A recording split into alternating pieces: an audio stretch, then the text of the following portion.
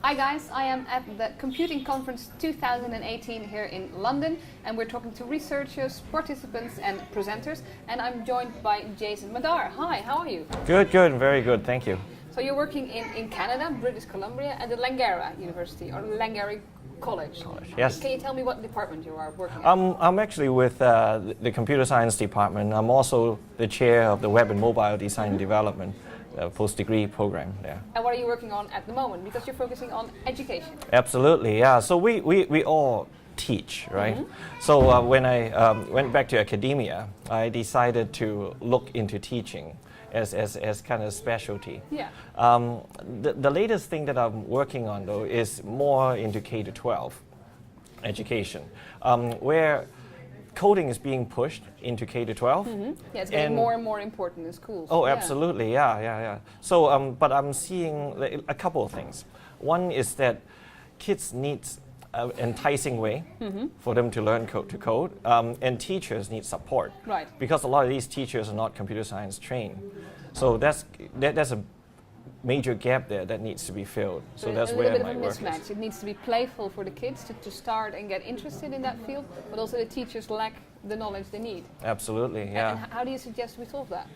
Well, I like to integrate the latest tech for the kids side. I like to integrate the latest technology and show them that coding is really about integrating a bunch of other disciplines, right? Coding is more like a glue that glues together all the other disciplines. So to solve that problem, I try to integrate virtual reality, 3D printing into a coding platform that they can play like almost like a sandbox. Okay, and how does that work in a classroom? What are they doing? Because virtual reality is of course a really nice term to use, but how can we use that in that classroom? So what the kids are doing is we've designed a platform where the kids can use a drag and drop programming language to build their own virtual reality. So they're behind the computer at that moment? They are behind a computer, they build their virtual reality and they get to experience it on the other side. So they get to author it and then they get to experience and also share the experience with others.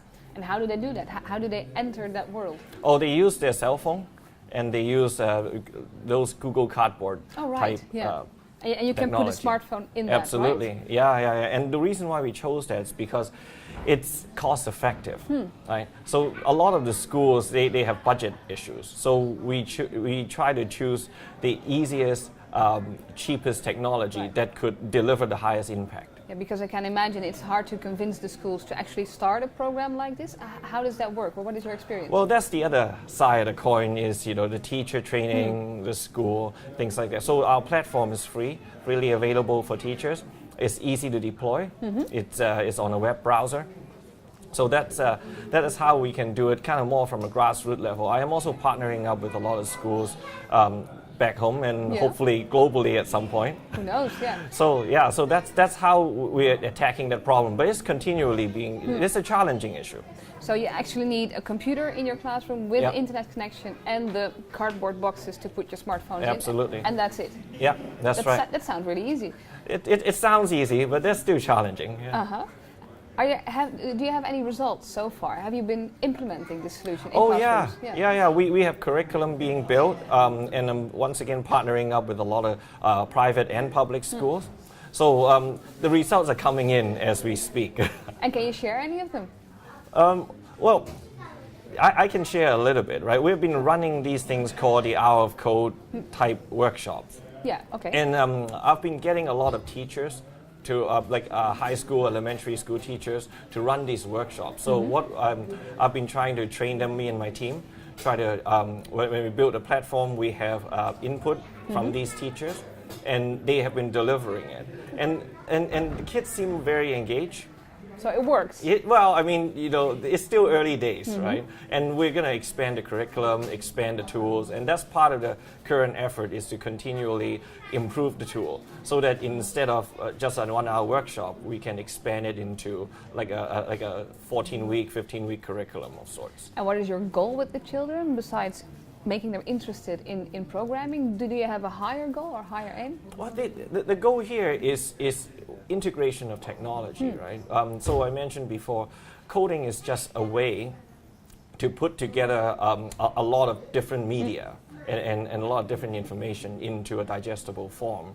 So to that end, the goal is to actually allow, let's say, a PE teacher to use virtual reality as a teaching tool, and also integrate lots of other subjects like coding or a history teacher. They could have the kids build ancient monuments. Exactly. And then they have them experience it. Yeah, exactly. And then they can walk around it. Absolutely, yeah. But the kids, so instead, the current approach is that these are all pre-built by some other people. Yeah. With this particular platform, the kids can actually be part of the building process. So develop the skill of programming and actually building a world themselves. Yeah, absolutely. Lovely. Where would you like to take it? Because you mentioned going global, maybe? Well, I mean, that's the aspiration. For now, I think that the immediate goal is to develop a platform in a way, and working with teachers especially, to help them solve the immediate problem, which is how do they integrate coding into their curriculum. How to make it a part of their... Exactly, instead of like a different subject. Because coding is never really a different subject. It is more like, what we do all the time, right? It is integrated into our lives. So the immediate goal is to show that. But the further goal, of course, is once that's developed and we prove that it succeeds, right? Then we will try to expand it to more areas and more different cultures. So if there are any teachers watching or any parents who say, I want this in the classroom of my children, where should they go? Well, they should, they can talk to me, but they could also visit the prototype website right now, c3d.io. c3d.io, that's right. And there's all the information that you need. There's a prototype version as well as some information on there. Nice. Well, good luck on your project. I hope it succeeds all over the world. If you want to know more about subjects such as that of Jason or totally different subjects, click on the videos that are here as well, and I will see you later. Bye-bye.